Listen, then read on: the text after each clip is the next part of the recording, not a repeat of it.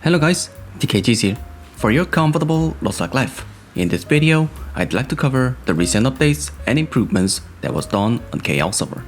As you might already know that KL update progressions are quite ahead than the globals.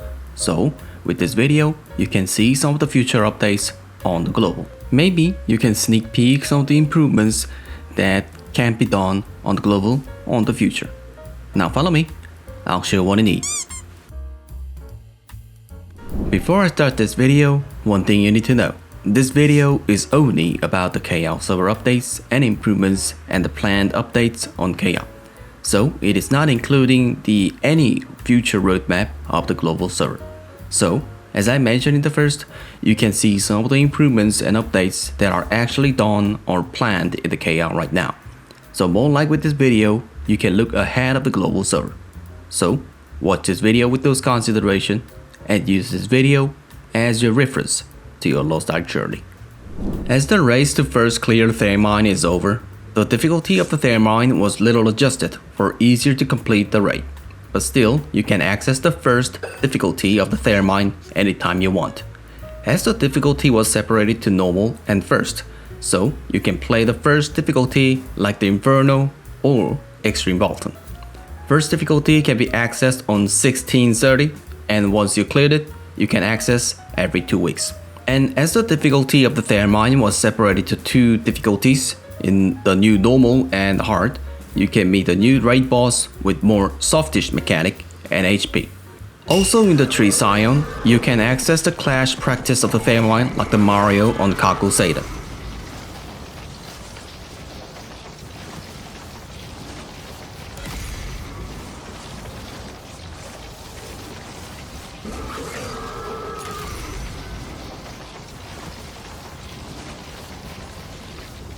And additionally, as the first clear race was actually won by the players in the LostArk, first clear reward can be obtainable with the coupon.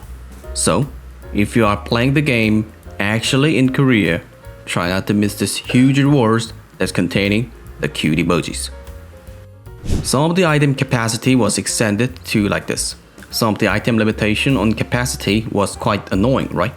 Well, from this update, Resurrection Feather and Shard capacity was extended, so you can actually carry more or snap more to your roster and save some space on your inventory. As you might already know, within this update, new skin package was added on the in-game shop. Package contained 2 variable skin or avatar and cute pet and new wallpaper on the Roby. So if you are interested, try to check it out in-game Crystal Shop.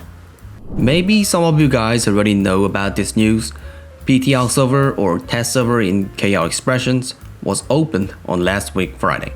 Some of the classes which have some inconvenience on movements or skill damage was a little adjusted, and the big modification is coming on War Dancer, Deathblade, Scrapper, and Reaper. Especially Reaper and the Deathblade is almost like a reborn or remake from the start. So some of the skills and engraving build can be changed on the future. I mean in both class engraving. Besides, the PTL server opened for testing the balance and for the data collections, and after the short period of test, modification will be applied today, Wednesday, on the live server.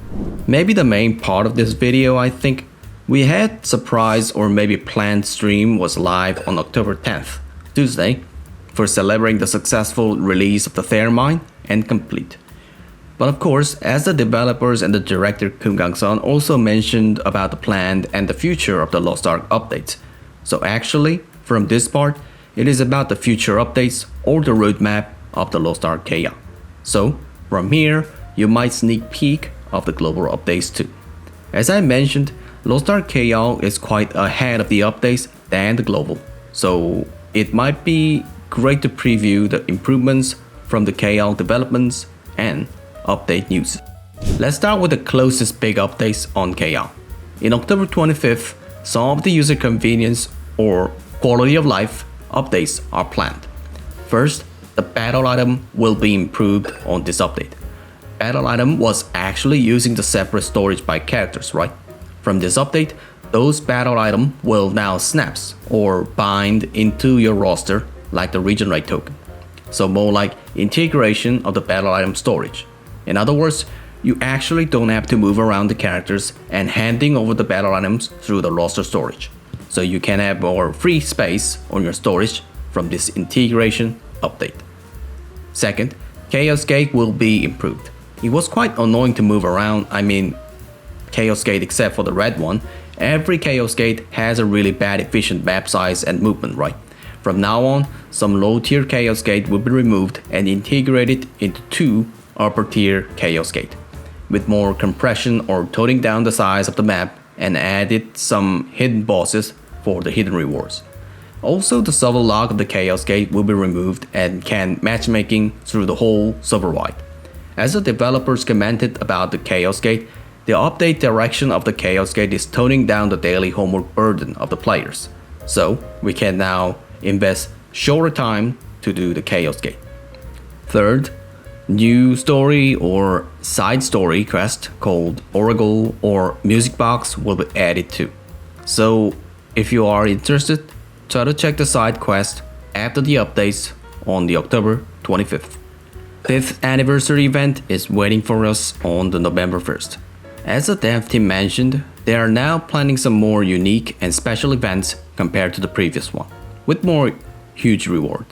And at the same time, finally, the user contest skin will be arriving on the same date. Maybe the good news for the entropy classes, finally, they are decided to let go the entropy system on the future update. More like switching the gear effects into the other less stressful set. As the dev mentioned shortly, as the entropy system are actually the system that beyond their capabilities and the game system. So they are now finally decided to remove the entropy for more greater goods. But still they are discussing about the matters and improvements about the entropy set. So we will have to wait for a bit until the official notice release. Kazeros is now on developments. Now the final boss Kazeros is coming to the LostArk Arcadia. As the development mentioned about this raid shortly, they will going to show us the whole new and huge raid.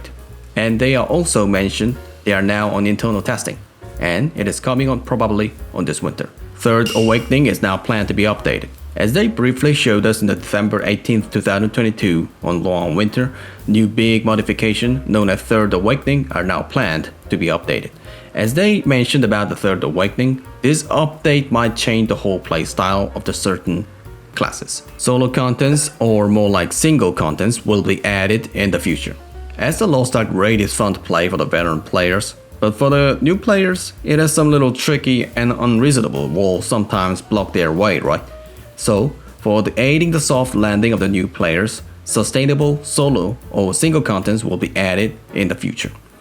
This will contain the practice mode of the region raid gimmicks with some more various options while playing the solo contents. That's it for this video.